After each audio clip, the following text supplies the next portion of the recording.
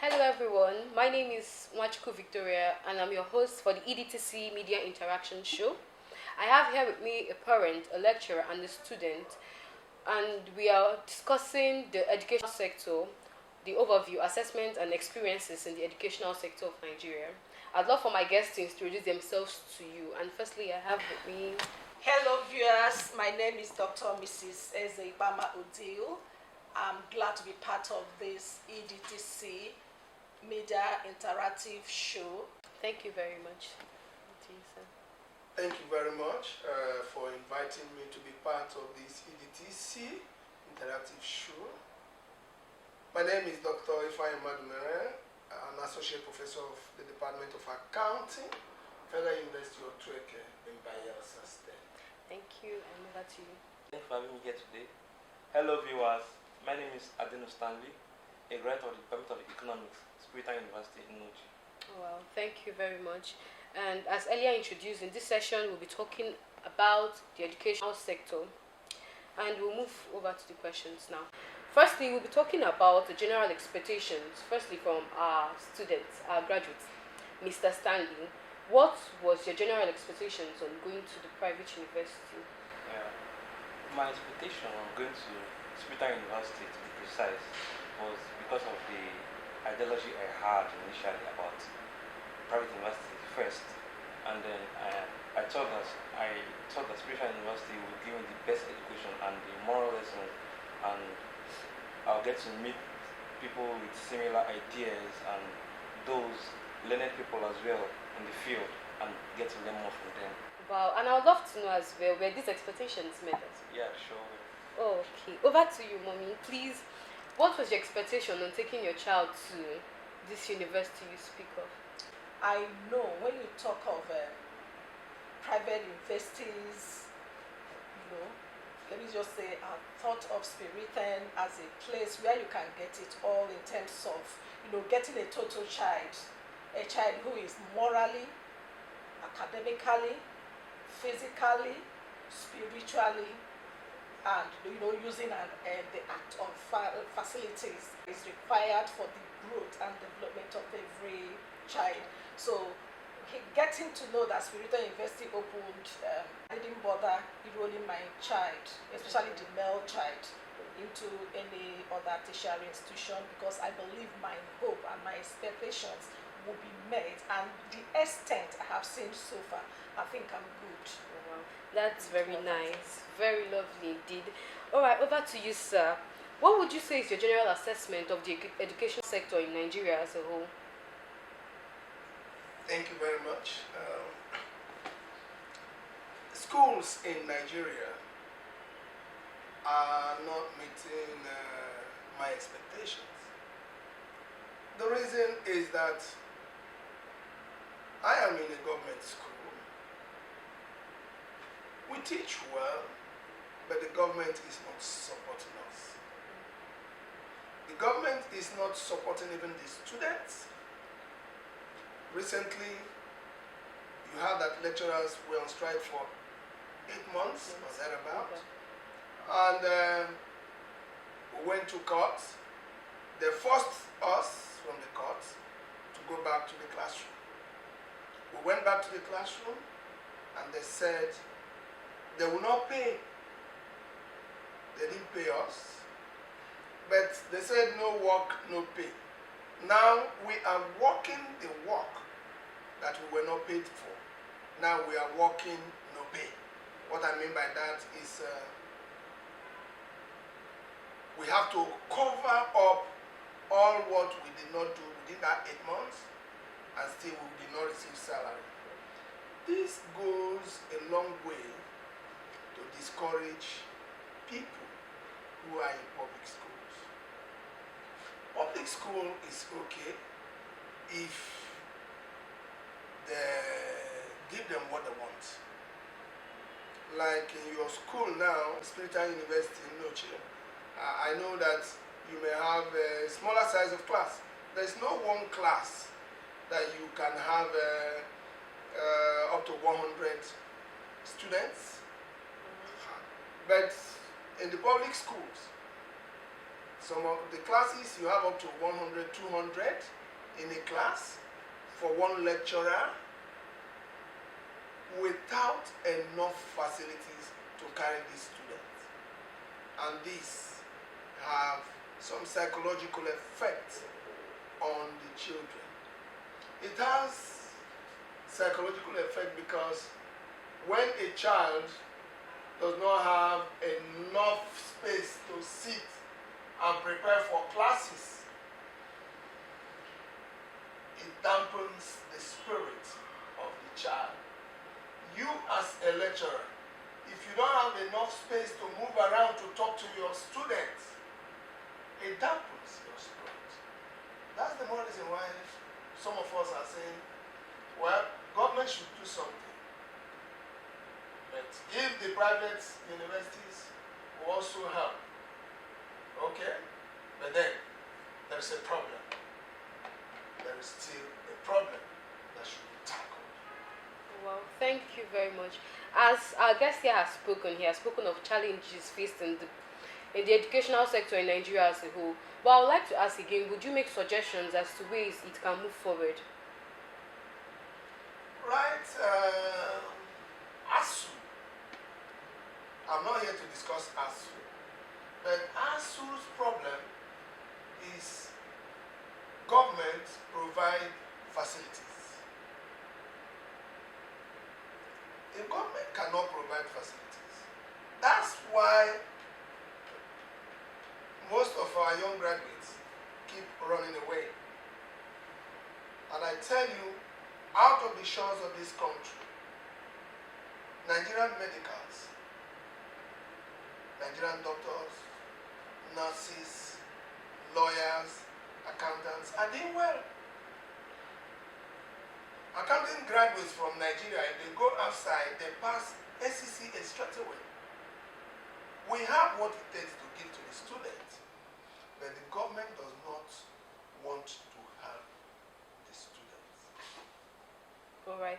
Thank you very much, sir, for that. So we move on. I would like to go back to you, Ma. Please, what did you find beneficial advantage of the private educational sector to the public sector? Why did you feel it was better to enroll your child in the private sector? Well, we have a lot of challenges, just like Prof here stated, though I'll still add like some of the challenges that I can still underfunding. Yes, definitely. If you just have a throwback of what the budget has been, and based on what UN stated, that's the percentage for educational funding. They said 26%. But if you take a throwback or a look at what has been on our budget, I think Nigeria is the only country that have not utilized, that have not even gotten up to 19% of that educational funding. So you can see there is a gap. Already there is a gap. They are not meeting up, and they are not ready to meet up. Okay, let's keep that down. With the little they budgeted for, first of all, the big question is it utilized? Are they using it? Okay, let's say they budgeted 19% of whatever the budget is. That 19%, did they really utilize it? Who are the people in charge of all those things? Are they sharing it among themselves? Look at it. Prof stated now that for over 8 months, they've been on strike. Now, there was a budget for that, for their salary and all those things. Where is that money? You see, that transparency is not there. And they are not ready, even till tomorrow, to do the needful. If you can see the private sector, you can say, yes, somehow I can give it to them. But the big question now is can everybody afford that? Is it affordable? Can you afford even the spiritual university? Is it everybody that can afford it? If I should afford it, can another person afford it? So I think there is a wide range, there's a gap between the public sector and the private sector. But the government can still come in if they can bring in what I call PPP, public public-private partnership where the public sector, the private sector, the government, you and I will come in, we dialogue. We talk of ways we can move forward. We talk of things to be put in place. And not just putting it in place, making sure that it will work. So if you can see, my taking my son there is, I think I have no option. It's not as if the public schools are not good enough. They are very good. But the case is it everybody? Can we tolerate that? Can we hold on? You see, I have other ones that are in the public school. I remember my second daughter, she gave my first son 2 years in school, but the boy is ahead of. So the issue now is that you can't even compare the two. Not that there are no shortcomings on the private sectors, but comparing the two, I think I don't even know where to start. There's no, you can measure it.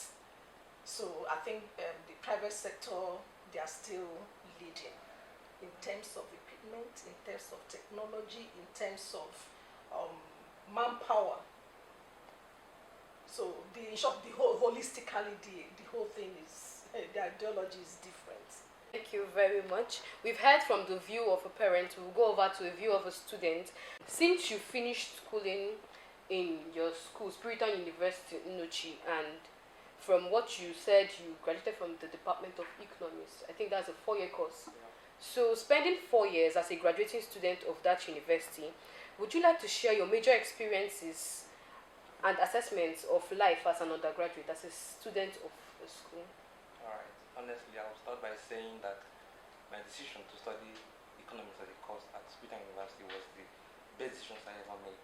Yeah, because the university gave us many opportunities, and we were able to meet new friends and associate it with people of high profile in the same sector, in the same field which I studied. So we had to share experience and get to learn much more. Yeah. I think that's okay. Thank you very much for sharing your experiences with us. I'll move over to you, Prof, again. I'll be asking, good character training is important for youths of today. What do you think are your suggestions in this respect? Character starts from the home. Character starts from the home. But also we know that 70% of our lifestyle is acquired in the school. It's acquired from the school system. When you make new friends, you interact with them, it also helps in molding you positively or negatively.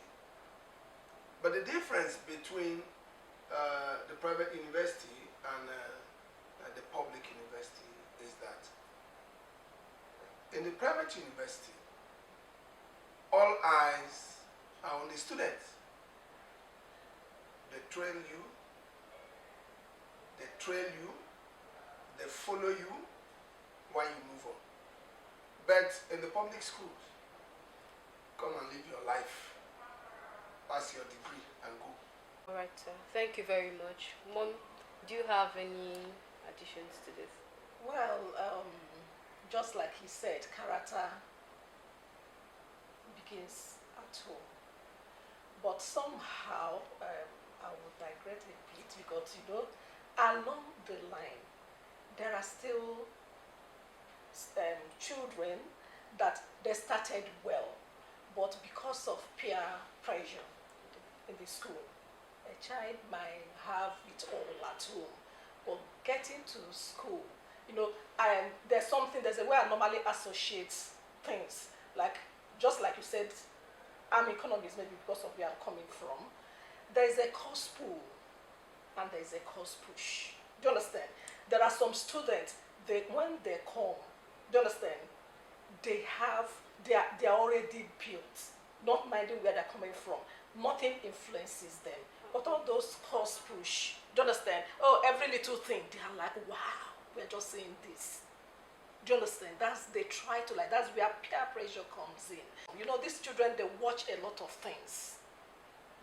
In the house, they were not opportune to explore. you know, they have internet.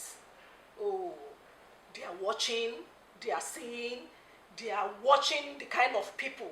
They are, you know, they say birds of the same feather flock together. They might be innocent, but coming in because of, you know, the kind of, you know, the peer pressure they are seeing, they try to like deviate from the character they were given at home. And you know, these are younger minds. They want to explore. They want to like, they are very inquisitive. They want to know. So you see them not measuring to the standard at home. And you know, they believe that, oh, mom, dad, nobody's talking to them. Even in the private universities, you see them, they still do that. There's still that their peer pressure influence on them. So it takes a whole lot. You know, like the school too, I know, at times the school might not be there for everybody, but the school needs to do much. Yeah. Like I keep saying, engaging them like what we have in the public sector. They don't engage, you know, keep engaging these children. You talk about, no matter what, there will always be a deviation. No matter how well you're being trained at home, along the line there's always that deviation. Because of that, they want to explore, they are so inquisitive. That's the nature, and that is the age they are into as at then. So I would say, well, in character building, a lot is required. Both the school, when they come home, the parents, you have a lot to do. We shouldn't just let it go because they are in the private sector, or they are being watched. At times, they don't get it as we already expect. So. And lastly and briefly, what do you think you would like to tell people about the private sector? Is it advisable? Both the private and the public, yes. That motivational force should be there. The teachers, the lecturers, they need to be motivated. Because to me, I don't get it when, oh, you're paying someone, the senators, they will sit for a minute, two, and you're giving them a whole lot. And you're neglecting the major people that needs the money. See, whether you're a governor, whether you're a president, whether you're a priest, I think the teachers, the lecturers, and there was that impact from them. So I think if I should say, they should be the best and the first people to give that motivational package. Do you understand? The technical know-how, they should be, I don't know, it should be given. That's the teachers and the lecturers are, to me, they should have an upper hand. When you talk of reward, they should look inwards into their reward system. Thank you. And over to Prof. I'd just like to hear a few words of advice to the educational sector in general. The parents should also help to persuade the government so that they will always support the school. Like she said, it's not everybody that can afford sending the child to a private university. And the public schools should be managed properly. If you want to say the students should pay fees, add up small things, let the fees be reasonable. Then you keep the place totally. Support the Vice Chancellor. I know that Third Fund is trying to put infrastructure in place. I don't know whether the public schools, whether you get such things. But if you don't, Third Fund should help and put infrastructures in public schools. And private schools should also look inward. They should try and pay their teachers well.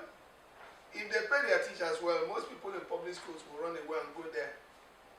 Because the joy of every teacher is to make sure that you teach well, because you have taken that as a profession.